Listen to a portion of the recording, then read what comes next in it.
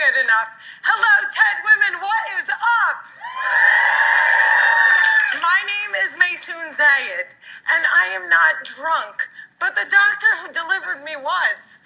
He cut my mom 6 different times in 6 different directions, suffocating poor little me in the process. As a result, I have cerebral palsy, which means I shake all the time. Look. It's exhausting. I'm like Shakira meets Muhammad Ali. CP is not genetic. It's not a birth defect. You can't catch it. No one put a curse on my mother's uterus, and I didn't get it because my parents are first cousins, which they are. It only happens from accidents, like what happened to me on my birthday. Now, I must warn you, I'm not inspirational. And I don't want anyone in this room to feel bad for me, because at some point in your life, you have dreamt of being disabled. Come on a journey with me. It's Christmas Eve. You're at the mall. You're driving around in circles looking for parking. And what do you see? 16 empty handicap spaces.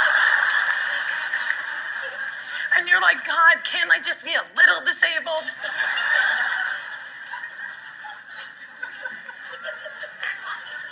Also, I gotta tell you, I got 99 problems and palsy is just one. If there was an oppression Olympics, I would win the gold medal. I'm Palestinian, Muslim, I'm female, I'm disabled, and I live in New Jersey.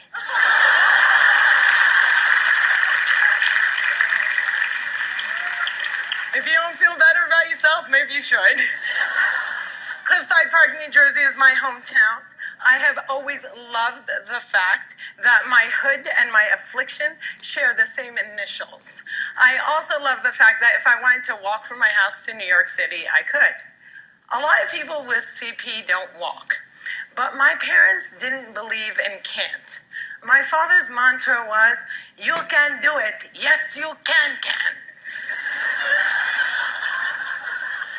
So, if my 3 older sisters were mopping, I was mopping. If my 3 older sisters went to public school, my parents would sue the school system and guarantee that I went too. And if we didn't all get A's, we all got my mother's slipper.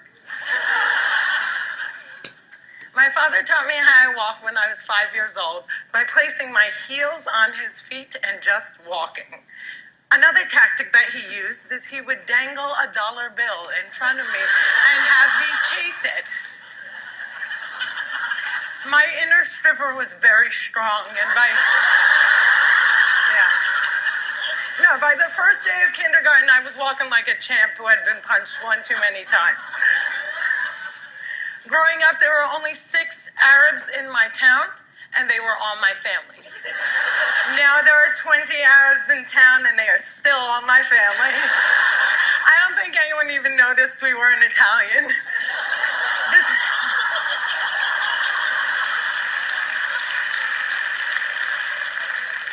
This was before 9/11 and before politicians thought it was appropriate to use "I hate Muslims" as a campaign slogan. The people that I grew up with had no problem with my faith. They did, however, seem very concerned that I would starve to death during Ramadan. I would explain to them that I have enough fat to live off of for 3 whole months, so fasting from sunrise to sunset is a piece of cake. I have tap danced on Broadway. Yeah, on Broadway. It's crazy. My parents couldn't afford physical therapy, so they sent me to dancing school. I learned how to dance in heels, which means I can walk in heels. And I'm from Jersey, and we are really concerned with being chic. So if my friends wore heels, so did I. And when my friends went and spent their summer vacations on the Jersey Shore, I did not. I spent my summers in a war zone because my parents were afraid that if we didn't go back to Palestine every single summer, we'd grow up to be Madonna.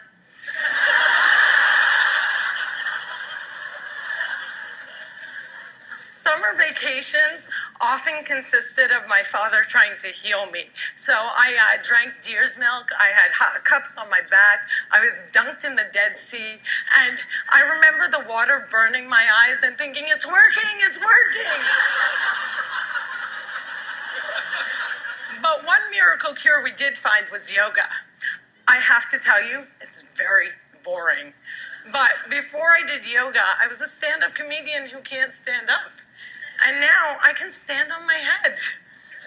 My parents reinforced this notion that I could do anything, that no dream was impossible. And my dream was to be on the daytime soap opera General Hospital.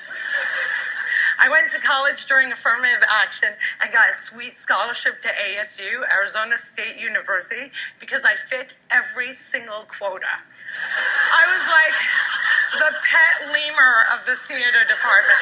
Everybody loved me. I did all the less than intelligent kids' homework. I got A's in all of my classes, A's in all of their classes.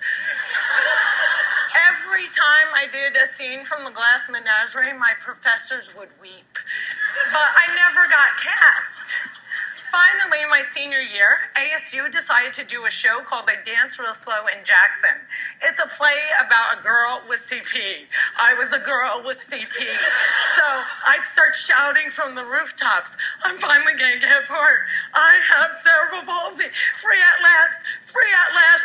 Thank God almighty I'm free at last. I didn't get the part. Sherry Brown got the part. I went racing to the head of the theater department, crying hysterically like someone shot my cat, to ask her why. And she said it was because they didn't think I could do the stunts. I said, excuse me, if I can't do the stunts, neither can the character.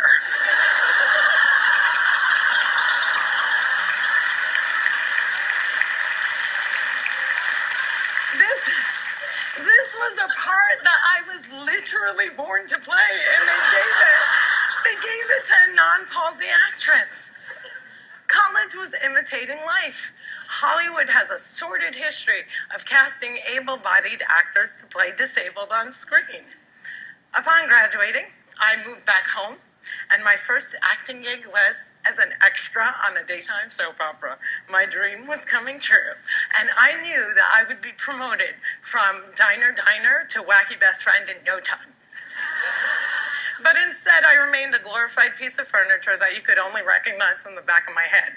And it became clear to me that casting directors didn't hire fluffy ethnic disabled actors. They only hired perfect people. But there were exceptions to the rule. I grew up watching Whoopi Goldberg, Roseanne Barr, Ellen, and all of these women had one thing in common. They were comedians. So I became a comic.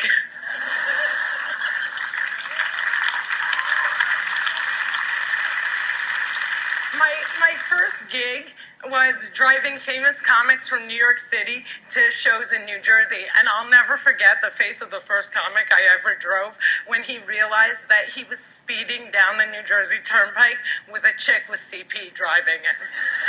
I've performed in clubs all over America, and I've also performed in Arabic in the Middle East, uncensored and uncovered. Some people say I'm the first stand-up comic in the Arab world. I never like to claim first, but I do know that they never heard that nasty little rumor that women aren't funny and they find us hysterical. In 2003, my brother from another mother and father, Dean Obidala, and I started the New York Arab American Comedy Festival, now in its 10th year. Our goal was to change the negative image of Arab Americans in media while also reminding casting directors that South Asian and Arab are not synonymous.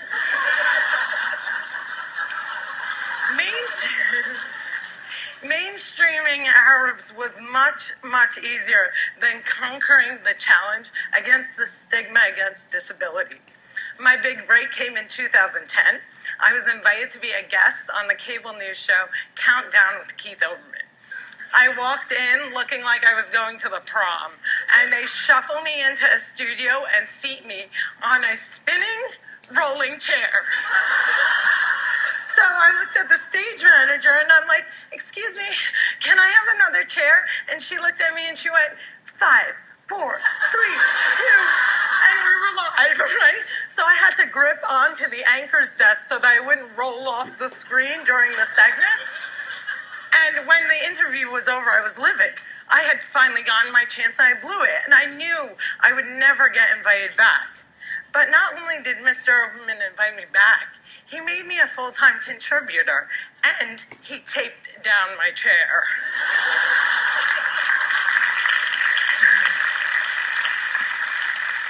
One fun fact I learned while on the air with Keith Oberman was that humans on the internet are scumbags. People say children are cruel, but I was never made fun of as a child or an adult. Suddenly, my disability on the World Wide Web is fair game. I would look at clips online and see comments like, yo, why is she tweaking? Yo, is she retarded? And my favorite, poor Gumby-mouthed terrorist, what does she suffer from? We should really pray for her. One commenter even suggested that I add my disability to my credits. Screenwriter, comedian, palsy. Disability is as visual as race. If a wheelchair user can't play Beyonce, then Beyonce can't play a wheelchair user. The disabled are the large... Yeah, clap for them, man. Come on.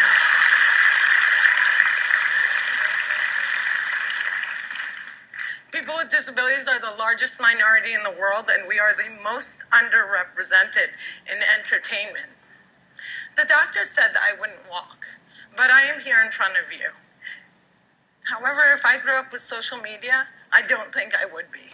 I hope that together we can create more positive images of disability in the media and in everyday life. Perhaps if there were more positive images, it would foster less hate on the internet. Or maybe not.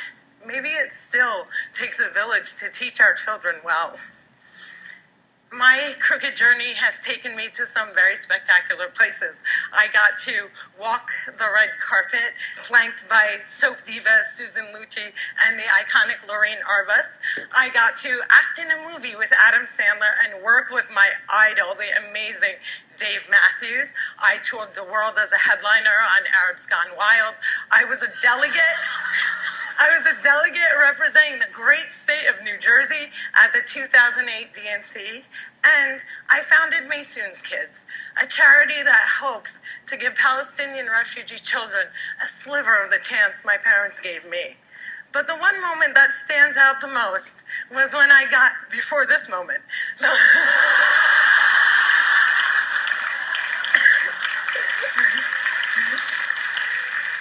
but the one moment that stands out the most was when I got to perform for the man who flies like a butterfly and stings like a bee, has Parkinson's and shakes just like me, Muhammad Ali.